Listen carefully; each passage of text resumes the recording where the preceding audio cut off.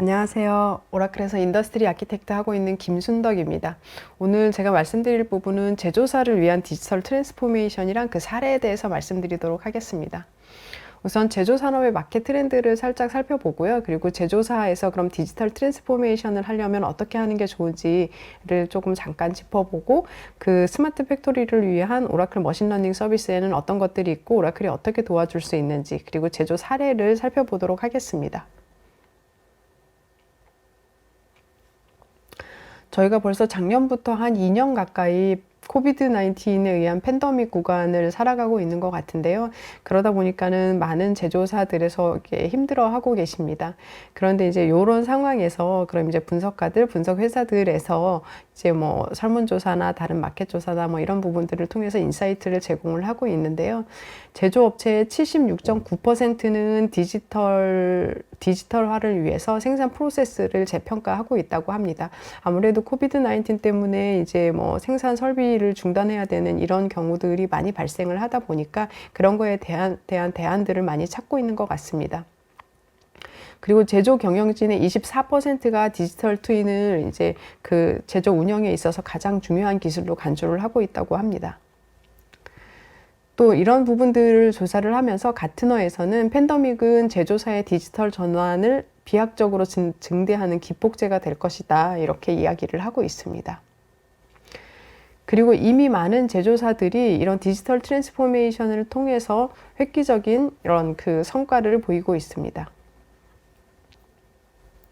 IDC에서는 이런 그 제조사에서 디지털 트랜스포메이션을 하려면 요런 부분들을 고려를 해야지 된다라고 거기에 대해서 한 3가지 정도를 얘기를 했는데요. 첫 번째는 글로벌 IT 운영 효율성 제고입니다. 사실 이제 세상이 굉장히 빠르게 많이 변해가고 있는데, 그런 빠르게 변해가는 그 비즈니스를 민첩하게 대응을 하려면 기존의 온프라미스에 있던 IT 시스템을 클라우드로다가 이관을 하면서 어떤 운영 효율성도 높이고, 그리고 비즈니스의 민첩성을 높여야 된다라고 이야기를 하고 있습니다. 그리고 이렇게 여기에서 이제 높아진 조금 효율적인 그 효율성에 의해서 남는 IT 리소스들은 기존의 데이터를 분석을 해서 우리의 비즈니스가 어떻게 발전해 가야 될지, 이런 부분들, 그리고 또 현업에서 많이 그 요청되는 그런 그 요구사항에 대한 프로그램 개발, 이런 것과 같이 고부가가치 업무로 전환을 해야 된다라고 이야기를 하고 있습니다. 그리고 고객과의 디지털 접점을 강화를 해야 된다라고 이야기를 하고 있는데, 사실 요즘에는 비즈니스 모델이 많이 변해가고 있습니다. 기존에는 사실 상품을 판매하는 그런 비즈니스 모델이었다면 지금은 서비스를 구독하는 모델로다가 많이 변해가고 있고, 이거는 제조사에서도 예외가 아닙니다. 그래서 많은 사람들이 이제 우리가 만든 제품을, 우리가 만든 설비를 고객한테 납품을 했을 때 고객들이 이제 이런 부분들을 잘 사용을 하고 있는지, 사용하는데 불편하지는 않은지, 우리가 납품한 설비가 언제쯤 고장이 날지, 이런 부분들을 미리 예측을 해서 선제 대응을 하고 그러니까 거기에 따른 고객 만족도를 높여줄 수 있어야 된다라고 얘기를 하고 있고요.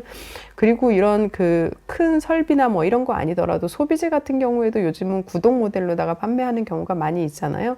하다못해 이제 뭐 냉장고를 보더라도 냉장고 안에 지금 뭐가 있는지 이런 부분들을 판단을 함으로써 이제 소비자들한테 도움을 줄 수 있는 그런 영역들을 많이 고민을 해야 된다라고 이야기를 하고 있고요. 그리고 이제 또 데이터를 활용한 또 하나의 그 중요한 부분이 이제 공장에서 나오는 데이터에 대한 인사이트를 얻는 일입니다. 사실 우리나라는 좀 IT가 발전돼 있다 보니까 공장에서 지금 현재도 많은 데이터들, 센서에서도 뭐 많은 데이터들이 발생을 하고 있는데, 그렇게 발생된 많은 데이터들을 사실 제대로 활용하는 데들은 많지가 않습니다. 그럼 이런 공장에서 발생하는 데이터들을 어떻게 활용할지 하는 부분들도 같이 고민해 보면 좋을 것 같습니다. 이렇게 그럼 공장의 디지털 트랜스포메이션을 하려고 하는데, 그럼 어디서부터 시작하는 게 좋을지, 어디서부터 시작하는 게 효과가 좋을지 하는 부분들을 고민을 하실 텐데요. 저는 크게 4가지로다가 뽑아봤습니다. 일단 첫 번째는 공장 내에서 스마트 팩토리를 구현을 하는 게 좋겠고요. 그리고 설비의 예측 정비 하는 부분들, 그리고 저희가 사실 코비드-19 때문에 굉장히 그 어려움을 많이 겪었을 텐데요. 이제 서플라이 체인, 전체적인 서플라이 체인에 있어서의 그 위험 관리 하는 부분들도 중요한 부분입니다. 그리고 이제 비즈니스 모델이 뭐 상품에서 서비스 형태, 서비스의 구독 형태로다가 바뀐다고 했는데 이런 비즈니스 모델도 저희가 잘 서포트를 해줘야지 될 것 같습니다. 제가 이렇게 네 가지로 뽑은 이유는 다 이제 뭐 어느 정도의 제가 마켓을 보면서 근거를 가지고 말씀을 드리는 건데요.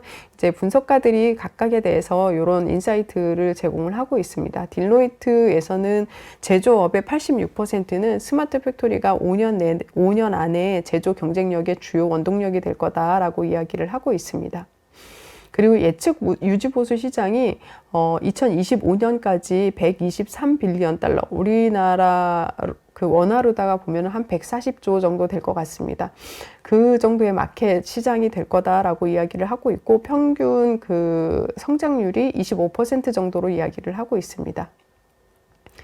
저희가 코비드-19을 겪으면서 공급망에 대한 그런 이슈가 굉장히 많았는데요. 이제 그 중에서도 이제 자동차 반도체 수급 문제를 제가 한 뉴스에서 거의 1년 가까이 들은 것 같습니다. 그리고 지금 이제 그런 부분들이 어느 정도 해소가 돼서 시장이 다시 또 좋아질 것 같다라고 이야기를 하는데, 뭐 이런 그 반도체, 그러니까 그런 그 공급망에 대한 리스크 관리, 이런 부분들도 정말 굉장히 중요한 부분입니다. 그리고 영국의 많은 제조업체들이 이미 그런 비즈니스가 변하는 거에 맞춰서 회사의 운영 방식이나 공장의 운영 방식 이런 부분들도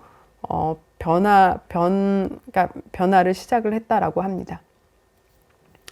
각각 4개에 대해서 조금 더 자세히 살펴보면요. 스마트 팩토리 같은 경우에는 공장 라인에서 다양한 그 센서 데이터로부터 다양한 정보를 수집하게 됩니다. 그렇게 수집된 정보를 이용을 해가지고 예를 들어서 어떤 뭐 리스크나 뭐 위험 요소가 발견이 됐다라고 하면은 이런 부분들을 빨리 실시간으로 조치를 할 수가 있고요. 그리고 이런 수집된 정보에 의해서 이런 부분들은 품질에 문제가 있을 것 같아 라는 부분을 생산 라인에서 이미 미리 감지를 하고 그 품질 불량이 생긴 거를 쭉 이어서 생산하는 과정을 사전에 차단하는 그런 부분들을 조치를 취할 수가 있습니다. 그리고 예측 유지 보수 같은 경우에는 이제 설비에서 예를 들어서 뭐 온도, 뭐 진동, 오일, 뭐 이런 그 센서 데이터를 이용을 해가지고 언제쯤 고장이 날 것 같으니까는 언제쯤 수리를 하는 게 좋겠다라는 부분들을 판단을 할 수 있게 도와주고 있고요. 그리고 공급망 부분입니다. 공급망은 단순히 우리 사내, 우리 공장에서의 공급망만을 봐서는 이런 위험 관리를 할 수 없습니다. 그렇기 때문에 이제 마켓의 그 시장 정보도 필요할 거고요. 그리고 벤더에서 어떤 주요 부품이 들어왔고 그런 부분들이 공장 라인을 거쳐서 고객한테 어떻게 딜리버리가 됐고 어떤 제품으로 딜리버리가 됐고 고객이 어떻게 사용을 하고 있더라. 이런 전체적인 공급망 전체에 대한 인사이트를 가지고 어떤 리스크가 생겼을 때 거기에 대해서 빨리 대응할 수 있는 그런 부분이 필요할 거라 생각이 듭니다. 그리고 비즈니스 모델이 변해감에 따라서 우리의 설비뿐만이 아니고 고객한테 납품한 고객의 설비 자산 역시 모니터링하면서 예측 유지 보수를 진행을 할 수 있도록 한다면 고객에 대한 만족도가 더 높아질 거다라고 생각이 됩니다. 오라클은 이런 그 제조 산업의 디지털 트랜스포메이션을 위해서 다양한 테크놀로지를 이용을 해서 이렇게 지원을 하고 있습니다. 이러한 테크놀로지들은 오라클 인프라스트럭처의 그 기본적으로 인프라스트럭처 안에 다양한 새로운 새로운 기술에 대한 그런 컴포넌트들을 이용을 해가지고 이제 지원을 해드리고 있습니다. 오늘 제가 이제 모든 컴포넌트들에 대해서 좀 말씀을 드리면 좋겠지만 시간 관계상 오늘은 하나라도 제대로 하는 게 좋겠다라고 생각이 들어가지고 앞에 교수님이 말씀하신 거랑 연관해가지고 AI, ML, 그러니까 머신러닝 모델에 대해서 조금 더 자세히 말씀드리도록 하겠습니다. 제조사에서 스마트 팩토리를 구축을 한다라고 하면은 제가 보기에 가장 중요한 부분은 공장 현장에서 발생하는 데이터, 즉 OT와 IT, 인포메이션 테크놀로지, 즉 ERP, SCM, 재무 뭐 이런 데서 발생하는 데이터의 통합이다라고 말씀을 드리고 싶습니다. 왜냐하면 그래야지 공장에서 발생하는 데이터로 인해서 어떤 예측을 하고 진단을 했을 때 그 후에 차후 액션을 취할 수가 있기 때문입니다. 예를 들어서 뭐 생산 현장에서 수율이나 생산량을 예측을 했다라고 했을 때 이런 부분을 가지고 기존의 생산 계획이 있던 것들을 어떻게 조정을 해야지 되겠다라는 것을 판단을 하고 실행을 할 수가 있고요. 설비 고장이 예측이 됐을 때 설비를 즉각적으로 수리를 한다라든지 뭐 재고가 부족하다고 주요 재고가 부족하다라고 판단이 됐을 때 자동 주문을 처리를 한다라든지 그리고 주요 부품에 대해서 이 부품이 어느 벤더에서 들어와서 지금 어떤 제품의 생산 라인에 투입이 됐고 어떤 그 완제품에 들어가 있는지, 그리고 고객한테 어떻게 딜리버리가 돼 있는지, 이런 부분들을 그 부품 계보를 추적을 함으로써 향후에 혹시 모를 리콜이나 뭐 이런 부분들이 발생했을 때 그런 리콜을 최소화할 수 있는 부분들, 이런 부분들을 이 OT와 IT가 결합이 됐을 때 이제 완전한 서비스를 수행을 할 수 있다라고 생각이 듭니다. 이런 부분들을 지원하기 위해서 많은 다양한 테크놀로지가 필요하지만, 그 중에서 이제 앞에서 드렸듯이 오늘은 이제 AI, ML 관련해 가지고 말씀을 드리도록 하겠습니다. 요 장표에 보이는 게 오라클에서 제공하는 머신러닝 관련된 이제 전체 솔루션의 풋프린트다라고 보시면 될 것 같습니다. 그래서 맨 아래쪽에는 기본이 되는 컴퓨팅, 스토리지 네트워크, 이런 그 기본이 되는 인프라가 있고요. 그 위에 소스 데이터로부터 데이터를 가지고 오기 위한 그린 인테그레이션 솔루션들로 스트리밍하는 부분들, 그리고 골든 게이트, 그리고 데이터 인테그레이션 부분이 있습니다. 그리고 이렇게 데이터를 다 수집을 했으면 다양한 곳에서 데이터를 수집을 했을 텐데, 그 데이터에 대한 메타데이터를 관리를 하는 데이터 카탈로그가 있습니다. 그리고 이렇게 데이터를 가지고 왔으면 저희가 내부에서 데이터를 관리를 해야 되잖아요. 그 데이터 관리하는 영역으로다 보면은 예를 들어서 하드 클러스터를 비롯해가지고 빅데이터를 지원하는 빅데이터 서비스 부분이 있을 거고요. 그리고 스파크 라이브러리라든지 이런 부분들을 매니지드 서비스로다가 제공하는 데이터 플로우가 있습니다. 그리고 이제 파일 데이터라든지 이런 부분들을 저장할 수 있는 오브젝트 스토리지, 데이터베이스에 저장할 수 있는 오토노머스 데이터베이스 또는 데이터베이스 클라우드 서비스, 이런 부분들이 있습니다. 이렇게 데이터가 모아졌으면 이런 부분들을 이제 머신러닝 알고리즘을 통해서 모델링을 해야지 될 텐데요. 그 모델링을 하는 도구로서 이제 전문가들이 굉장히 세세하게 그리고 협동해서 할 수 있는 데이터 사이언스라는 부분이 있고요. 그리고 오라클에서는 벌써 한 20여 년 전부터 데이터베이스에 이제 머신러닝 알고리즘들을 사용자들이 쓸 수 있게끔 제공을 하고 있거든요. 이런 부분들이 계속 발전을 해왔고, 그런 부분들이 인디비 안에 머신러닝으로서 오라클 머신러닝, OML로다가 제공을 하고 있습니다. 그리고 이제 물론 사용자들이 이렇게 각각 모델링을 하는 부분도 있지만, 이제 많은 부분들을 오라클에서 이미 어느 정도의 그 목적에 맞는 모델링을 반제품을 만들어 놓고 그것을 고객의 데이터를 이용을 해가지고 전이학습을 통해서 빠르게 적용할 수 있도록 제공을 해주는 그런 AI 서비스 영역도 있습니다. 그리고 이렇게 각각에서 만들어진 그런 머신러닝 모델링 같은 경우에는 REST API를 통해서 다른 각각의 애플리케이션에서 호출해서 사용할 수 있도록 그렇게 도와드리고 있습니다. 이것뿐만이 아니고 현업 사용자들이 머신러닝 모델링을 쉽게 하고 어떤 인사이트를 얻을 수 있는 방법도 저희가 제공을 하고 있는데요. 그중에 어널리틱 클라우드 같은 경우에는 데이터들을 비주얼하게 이렇게 보다가 거기에 대해서 나는 이런 인사이트를 얻고 싶어 라고 했을 때 현업 사용자들이 쉽게 모델링해서 볼 수 있는 부분입니다. 그리고 챗봇 서비스 안에서 머신러닝을 지원하는 디지털 어시스턴트, 이런 부분들이 있습니다. 각각의 컴포넌트들을 좀 하나씩 살펴보면요. 데이터 사이언스 같은 경우에는 전문가들이 파이썬이나 텐서플로우 같은 부분들을 이용을 해가지고 오픈소스를 이용을 해가지고 모델을 할 수 있게 하는 부분입니다. 거기에다가 오라클이 추가로 제공하는 부분들은 이제 그런 주피터 노트북에서 이런 부분들을 실행을 할 수가 있고, 엑셀러레이티드 데이터 사이언스라고 해가지고 데이터 전처리를 한다라든지, 아니면은 분석을 할 때 조금 그 데이터에 대한 탐색적 분석을 한다라든지, 그리고 모델이 나왔을 때 요거를 해석을 하는 걸 도와준다라든지 하는 측면에 있어서 이제 라이브러리들을 프리빌트된 라이브러리들을 많이 제공을 하고 있고요. 그거 외에도 예를 들어서 스파크를 통해서 대용량 데이터를 처리를 한다라든지 했을 때 그런 스파크 라이브러리도 같이 제공을 하고 있습니다.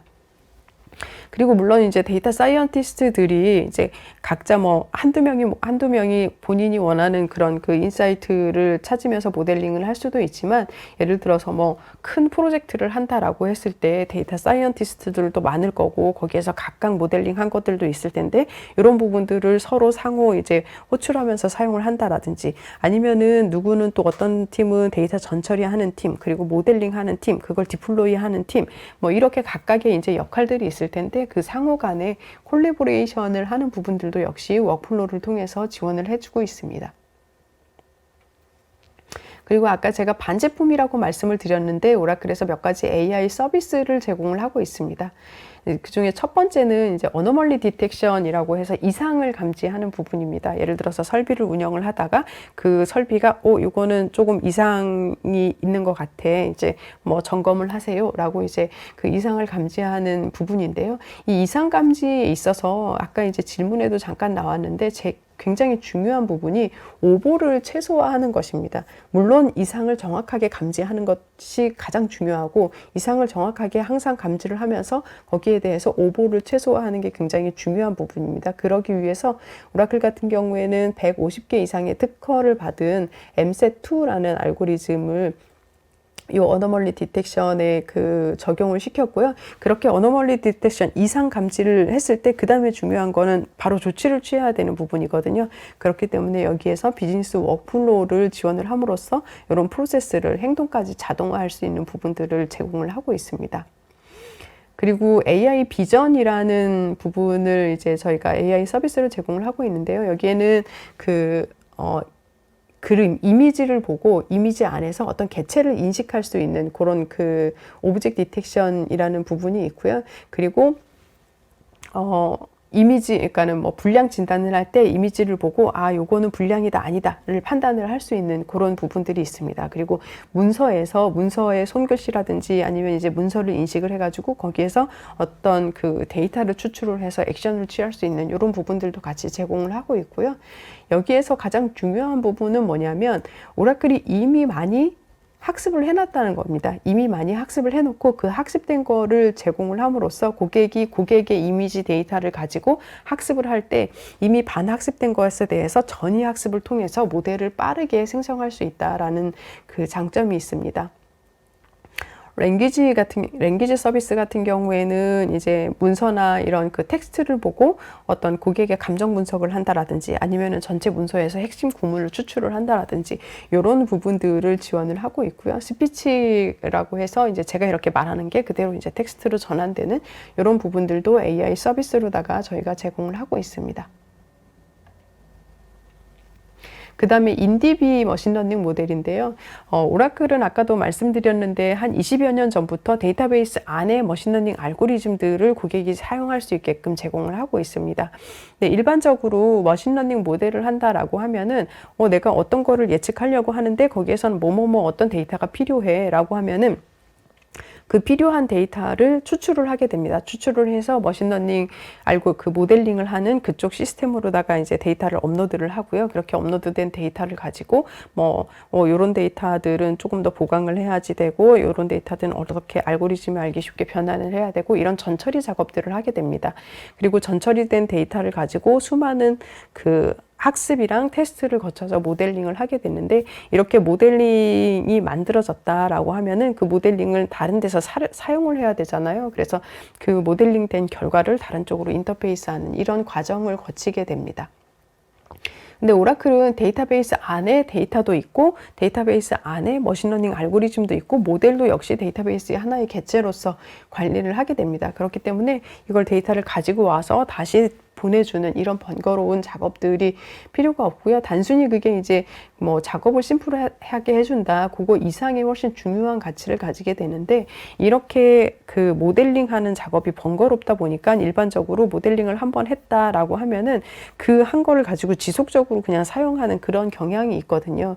근데 사실 실 상황에서 보면은 비즈니스 상황도 변하고 특히 데이터가 변합니다. 비즈니스 상황에 따라서 데이터가 변하는데 이 데이터가 변한다는 거는 모델링의 안에 있는 알고리즘이 변한다는 그 내용이거든요. 그렇기 때문에 이렇게 한 모델링은 시간이 지남에 따라서 그 정확도나 이런 부분들이 떨어질 수밖에 없습니다. 근데 이제 오라클 같은 경우에는 알고리즘도 모델링도 다 DB 안에 있기 때문에 이런 부분들을 배치로 1배치 또는 월 배치 뭐 이런 형태로다가 계속 지속적으로 돌려주면은 지금 상황에 맞는 그 데이터를 이용을 해서 최적의 알고리즘을 이용한 그런 예측이라든지 이런 부분들을 수행을 할 수가 있습니다. 그리고 오라클은 오토ML, 자동 모델링 하는 부분을 크게 두 가지 영역에서 지원을 하는데요. 제가 조금 전에 그 말씀드린 인디비에 있는 OML 영역에서도 오토ML을 지원을 하고 있고요. 제일 처음에 말씀드린 데이터 사이언스 전문가들이 사용하는 그런 그 주피터 툴 내에서도 오토ML을 수행을 할 수가 있습니다. 오토ML은 뭐냐면 사용자들이 머신러닝 알고리즘 이런 거를 몰라도 모델링 이런 거를 잘 몰라도 나는 이런 데이터 가지고 이런 걸 예측을 하고 싶어. 예를 들어서 나는 설비에서 나오는 이런 데이터들을 가지고 설비가 언제 고장 날지 예측을 하고 싶어 라는 그 목적이 생기면 그 데이터와 목적값을 타깃을 그 입력을 해주면 그 내용을 가지고 아 그래 그러면 이런 데이터 갖다가 이걸 예측을 하려면 우리가 가지고 있는 수많은 알고리즘 중에서 A, B, C, D 이 알고리즘이 유용하겠네. 이런 알고리즘을 먼저 셀렉션을 하고요. 그 다음에 데이터를 봅니다. 그럼 이 데이터 중에서 이런 필요 없는 데이터들은 그 없애고 또는 치환해야 될 것들은 치환하고 뭐 이런 그 작업들을 자동으로다가 이제 그 전처리 작업을 해주게 됩니다. 그럼 이렇게 전처리된 그 데이터와 그리고 선택된 알고리즘을 매핑시키면서 각각 알고리즘에 맞게 최적의 튜닝을 통해서 이제 정확도를 높이는 그 오토 모델 튜닝 작업을 하게 됩니다. 그럼 아까 선정한 A, B, C, D 모델 그 알고리즘별로다가 이 모델에 대한 그 아웃풋 정확도는 몇 퍼센트, 뭐 95%, 97%, 뭐 98%, 뭐 이런 식으로다가 그 모델링별로다가 아웃풋을 보여주게 되고 그 중에서 사람이 판단을 해서 그럼 나는 A라는 알고리즘을 사용해야지 이렇게 판단을 하실 수가 있습니다. 이제 OML 같은 경우에는 저희가 그 오토ML을 UI로다가 GUI로다가 지원을 해주게 되는데요. 저기 보시는 것처럼 데이터를 어떤 데이터셋에서 나는 어떤 타겟 정보를 얻고 싶어 라는 거를 그 선정을 해주면은 쭉 옆에 프로그레스 지금 현재 어떤 뭐 알고리즘 셀렉션 하고 있고 퓨처 셀렉션 하고 있고 모델 튜닝 이제 하고 있는데 뭐 어떤 모델 지금 튜닝하고 이런 단계가 쭈루룩 보여지게 됩니다. 그러면서 이제 결과가 나왔을 때 그럼 나는 A라는 알고리즘을 통해서 요 A-라는 모델을 만들어냈는데 요 모델의 정확도는 97%다. 이제 언제쯤 고장이 날 것 같다. 근데 그거에 대한 근거 자료는 뭐 예를 들어서 그 영향을 미치는 그런 그 자료들은 뭐가 있었냐면은 뭐 오일, 그러니까 설비에서 나오는 이제 오일이 가장 큰 영향을 미쳤고 그 다음에 영향을 미치는 건 진동이었고 그 다음에는 온도였고 뭐 이런 그 모델을 해석할 수 있는 그런 자료들도 이렇게 그래픽하게 같이 보여주게 됩니다. 그렇게 나온 아웃풋을 가지고 이제 애플리케이션에서 사용할 수 있도록 제공을 해줘야지 되잖아요. 그랬을 때 오라클 같은 경우에는 REST API를 자동으로 제너레이션 해주면서 버튼 하나로 그렇게 생성한 것을 사용을 하게 됩니다. 그리고 이제 전문가들 또한 사실 파이썬에서 일일이 다 이렇게 코딩하고 하면서 작업을 하려면 작업이 많이 늦어지잖아요. 이제 그런 부분들을 조금 시간을 단축하기 위해서 이렇게 오토ML로다가 모델을 먼저 만들어 놓고 그럼 나는 이 모델로 해서 한 이 정도 정확도가 나왔는데 나는 조금 모델을 보면서 튜닝을 조금 내 나름대로 조금 더 최적화하고 싶다라고 하면은 그 모델을 버튼 하나로서 파이썬 언어로서 그 코드를 제너레이션 해줍니다. 그럼 코드 제너레이션, 요 모델링을 한 그런 코드를 제너레이션 해준 부분을 다시 이제 전문가들은 그걸 오픈을 해보고 나는 이렇게 수정을 해서 다시 모델을 최적화하는 이런 부분들도 같이 진행을 하실 수가 있습니다. 그리고 현업 사용자들이 이제 그 어널리틱 툴에서 데이터를 분석을 하다가 나는 이 데이터 갖다가 이런 아웃풋을 한번 학습을 통해서 얻고 싶어 라고 했을 때 굉장히 쉬운 방법으로다가 모델링을 하실 수가 있는데요. 예를 들어서 나는 뭐 향후 3개월 동안의 생산량을 예측을 하고 싶다 라고 하면은 저기 나오는 아이콘 중에서 시계열을 예측을 하시면 될 것 같습니다. 그리고 나는 이 설비의 고장날 확률을 예측을 하고 싶다 라고 하면 수치 학습을 선택을 하실 거고요. 어떤 뭐 조건에서 yes, no를 선택을 하고 예측을 하고 싶다라고 하면은 바이너리 분류. 어떤 품질을 예측을 하는데 품질에 대해서 A 등급, B 등급, C 등급으로 예측을 하고 싶다라고 하면은 다중 분류. 뭐 이런 식으로다가 현업 사용자들이 직관적으로 내가 요거를 쓰면 되겠구나라는 부분들을 판단을 하실 수가 있고요.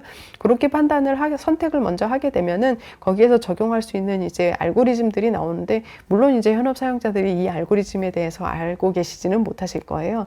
그렇지만 내가 이 알고리즘을 선택하고 그냥 런하면 되거든요. 그러면은 이 알고리즘으로다가 돌렸을 때 어느 정도의 정확도가 나오네. 이 부분을 보고 이 알고리즘별로다가 제공하는 파라미터들을 조금씩 변형하면서 최적화를 하실 수도 있고, 그리고 다른 알고리즘, B라는 알고리즘으로 한번 해볼까? 이렇게 시도를 하시면서 내 업무에 맞게 그 최적화된 그런 모델링을 어느 정도는 만들어서 사용을 하실 수가 있습니다. 그리고 아까 앞에서 이제 DB에서 만든 모델링이라든지 데이터 사이언스에서 만든 그런 모델링을 그대로 가지고 와서 여기에서 선택하셔서 사용을 하실 수도 있습니다. 그럼 제가 클라우드 사례를 좀 살펴볼 텐데요. 사례를 물론 이제 고객 사례를 조금 더 자세히 말씀드리면 좋겠지만, 사실 고객이 실제 구축한 사례를 저희가 굉장히 자세하게 말씀드리기는 어려워서, 첫 번째는 고객의 요청에 의해서 저희가 샘플 데이터를 이용을 해서 POC를 진행을 해서 품질 진단을 일드 예측을 한 부분이 있습니다. 그 POC 사례를 먼저 말씀을 드리고 그 다음에 이제 사례들 몇 가지 말씀드리도록 하겠습니다.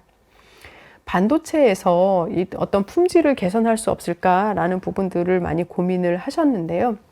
사실 반도체 공장 라인에 가면 그 라인에서 너무 많은 데이터들이 쏟아지다시피 정말 데이터가 나오거든요. 그러다 보니까 이 데이터들이 한 군데 있지가 않습니다. 여러 군데 공장별로 라인별로다가 막 여러 군데 이렇게 흩어져 있는데, 그런 데이터들을 흩어져 있기 때문에 전체적인 통합적인 뷰를 가지고 어떤 분석을 한다라든지 예측을 한다라든지 이런 부분들이 굉장히 어려웠습니다. 그래서 이런 부분들을 그럼 오라클 클라우드에서 어떻게 도와줄 수 있을까를 고민을 해서 그런 부분들을 POC를 진행을 했는데요.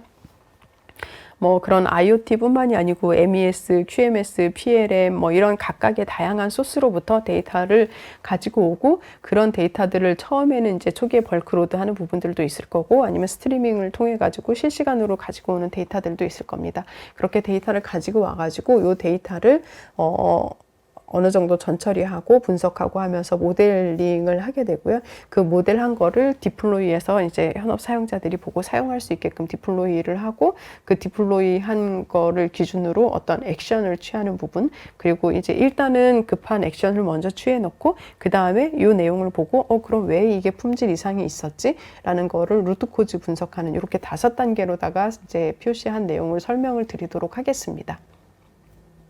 아까도 제가 데이터가 너무 많아가지고 이게 흩어져 있다고 했잖아요. 이런 데이터들을 물론 이제 어느 정도는 모을 수 있는 부분들은 모으면 좋겠지만, 또 그렇지 못하는 부분들도 있을 거거든요. 그러다 보니까 이 데이터에 대한 메타 관리가 굉장히 중요한 부분입니다. 특히 이제 생산에 대한 데이터를 관리하는 데 있어서는 이런 부분들이 굉장히 중요한 부분이고, 오라클 같은 경우에는 데이터 카탈로그를 통해서 이런 파일 데이터, 로그 떨어진 로그 데이터, 그리고 데이터베이스에 있는 테이블 데이터, 오브젝트 데이터, 그리고 온프라미스에 있는 데이터, 이런 모든 데이터들에 대한 메타데이터 관리를 할 수가 있습니다. 그래서 여기서도 마찬가지로 POC를 하면서 메타데이터 관리를 하게 됐었고요. 이게 같은 이름을 가진 데이터를 저희가 표시를 하면서 한 3,304개의 그 데이터 파일을 발견을 했고, 요거는 같은 유의 데이터구나 해서 이런 부분들을 통합해서 일괄 처리할 수 있는 부분들을 구현을 했습니다. 그리고 이게 메타데이터를 관리를 하다 보니까 각각의 데이터가 다 떨어져 있지만 통합 검색을 할 수 있는 그런 인프라를 같이 제공을 합니다. 그래서 날짜나 설비, 넘버, 그 다음에 라트, 공정 이런 거에 따라서 통합 검색할 수 있는 그런 인사이트를 저희가 제공을 했고요. 그리고 이제 여기서 저희가 하고 싶었던 거는 뭐냐면, 다 생산이 된 다음에 품질 검사를 해서 품질의 통과 이런 부분들을 결정을 하는 게 아니고, 생산 라인 중간에 어떤 일드 예측을 해서 만약에 이상 징후가 있을 경우에 뒤에 후공정, 뒤에 있는 그런 공정들을 수행하지 않게 하는, 그게 목적이었습니다. 그렇기 때문에 저기 보이는 이제 전체적인 공정 중에서 그 수율 예측을 1, 2, 3, 4에서 4번 정도의 수율 예측을 하는 부분을 진행을 했습니다.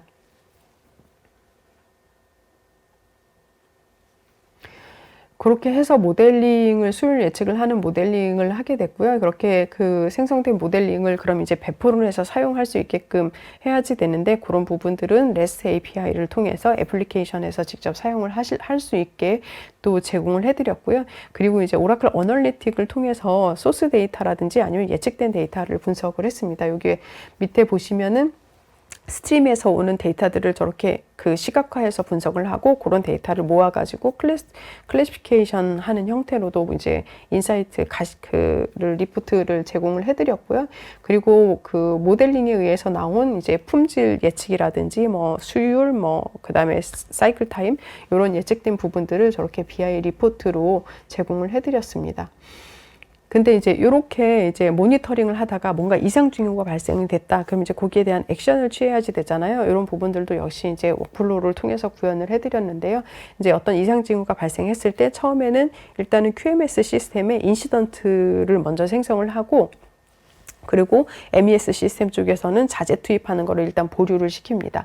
그리고 이렇게 예측을 했으면은 이런 예측이 왜 나왔는지에 대한 그 보고서 내용이 있거든요. 예를 들어서 이런 예측을 했는데 기존에는 그 뭐 데이터들이 뭐 오일이나 뭐 진동이나 뭐 이런 데이터들이 이런 형태로다가 그런 패턴을 보였는데 여기에 대해서 이렇게 이상을 보였다. 그래서 이런 결과가 예측이 된다라는 부분들을 리포트로서 이제 제공을 하고 그런 부분들을 이제 QMS 시스템에 있는 인시던스의 첨부 파일로다가 그 첨부하는 그런 부분들을 액션을 자동화 처리를 했습니다. 그렇게 해서 일단은 급한 불은 일단은 그 액션을 취해 놓고 그럼 도대체 이런 현상이 왜 나왔는데 라는 부분들을 루트코즈 분석을 해야지 됩니다. 그래서 여기 그래프를 보시면은 첫 번째 그래프 같은 경우에는 롯드별 결함 건수가 어느 정도 되는지를 그 분석을 한 리포트이고요. 그리고 웨이퍼별로다가 각각 웨이퍼 동그랗게 웨이퍼가 있으면 그 안에 굉장히 많은 칩들이 있을 텐데 그 웨이퍼 안에서의 결함률을 분석을 하게 됩니다. 그래서 이제 그 웨이퍼 수많은 웨이퍼 중에서 한 2개 정도의 웨이퍼에서 어떤 이상 징후가 발생이 됐다라고 하면은 그 웨이퍼를 조금 더 자세히 들여다보니까 그 중에서 한 5개의 존에서 품질 불량이 예측이 된다라고 했을 때, 그러면은 요거에 대한 패턴을 지금 분석을 하다 보니까, 요런 패턴이 보이네. 그거는 뭐 예를 들어서, 요런 거는 연막 공정에서 뭔가가 이슈가 있는 것 같다. 뭐 요런 부분들을 판단을 하고, 그러면은 일단은 2개 이상 징후가 있는 그런 2개의 웨이퍼는 폐기 처분하고, 나머지는 보류 상태에서 이제 해제를 해서 실제 생산으로 할 수 있게끔 요렇게 했고, 요렇게 이제 1차 조치를 하고, 두 번째는 그럼 연막 공정에 무슨 문제가 있나 이런 부분들을 다시 공정 조사를 해야겠다라는 부분들을 통해서 원인이 되는 이런 부분들의 근본 원인을 해결을 하는 이런 형태로 진행을 했었고요. 이렇게 하다 보니까 마지막에 가서 품질 검사하는 것보다 훨씬 더 이제 중간에 어떤 그 예측을 통해서 그 후공정을 진행을 안 하도록 하니까 거기에 뭐 투입돼야 될 자재라든지 아니면 인건비라든지 이런 부분들도 절약을 할 수가 있고 그리고 이 후공정을 또 유효하게 돌릴 수 있으니까 그런 기회 비용들을 할 수가 있었습니다. 회수를 할 수가 있었습니다. 그렇게 해서 이렇게 POC를 통해서 그럼 저희는 어떤 그 혜택을 고객들한테 제공을 했냐면 아까 말씀드렸듯이 산재에 있는 데이터에 대해서 메타데이터로 통합 관리를 할 수 있고 통합 검색을 할 수 있는 부분들이 있었고요. 수요를 미리 중간중간 생산 단계에서 예측을 함으로써 뭐 투입 비용이라든지 아니면 기회 비용이라든지 이런 부분들을 절감을 할 수가 있었습니다. 그리고 오라클의 강력한 그 성능 대비 이제 그 비용 효율적인 그런 인프라를 통해서 이제 비용 효율적인 그런 그 예측을 할 수가 있었습니다. 실제 사례를 간단하게 한 2가지만 말씀드리도록 하겠습니다. 미쯔비시 같은 경우에는 저런 설비를 만들어서 납품을 하는 그런 그 비즈니스를 하고 있는데 이 팩토리를 구축을 하면서 이제 오라클 IoT를 통해서 데이터를 수집을 하고 그 IoT 데이터뿐만이 아니고 MES, QMS 그리고 이제 ERP에 있는 그런 다양한 데이터들을 취합을 해서 거기에서 어떤 예측을 하고 인사이트를 얻는 그런 프로젝트를 수행을 했습니다. 그렇게 함으로써 뭐 공장 가동 시간을 60% 증가시켰고 생산량도 30% 증가를 시켰다라고 합니다. 그리고 수동 프로세스를 현저하게 감소시키는 그런 부분들을 진행을 했습니다. 비트로는 이탈리아에 있는 그런 반도체 회사입니다. 여기에서는 한 15개 나라에서 이제 제조 공장을 가지고 있고, 요런 그 공장에서 운영하는 요런 데이터들에 대한 모니터링이나 뭐 예측, 이런 부분들을 원하고 있었습니다. 그래서 이제 오라클 클라우드를 통해서 이런 부분들을 구현을 하면서 어떤 데이터에 접근하고 예측할 수 있는 그런 시간을 한 90% 정도 감소를 했다라고 이야기를 하고 있고, 그리고 거의 실시간 생산 라인을 모니터링 모니터링 하다가 보니까 그런 그 품질의 향상을 가지고 올 수 있었고, 그리고 기존에는 완제품만을 이제 품질 모니터링을 했는데 지금 이제 구성품, 중간중간에 구성품에 대해서도 품질 모니터링을 할 수 있게 됐다라고 이야기를 하고 있습니다. 여기까지 오늘 제가 준비한 내용을 말씀을 드렸고요. 제가 이제 세션 하느라고, 제 발표하느라고 Q&A 대응을 못 해드렸는데 이 세션 끝나고 질문하신 내용에 대해서 답변해 드릴 테니까 질문하신 분들은 남아 계시면 제가 순차적으로 답변 드리도록 하겠습니다. 감사합니다.